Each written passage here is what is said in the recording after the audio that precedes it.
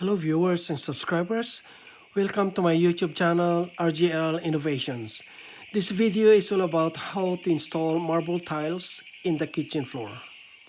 Install the cement board.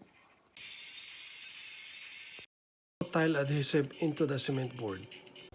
Install the marble tiles one at a time. Use this floor tile leveler.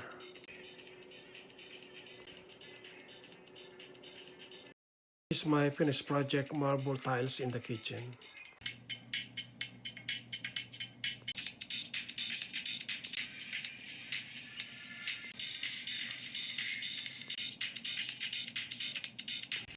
This is my finished project marble tiles in the floor kitchen.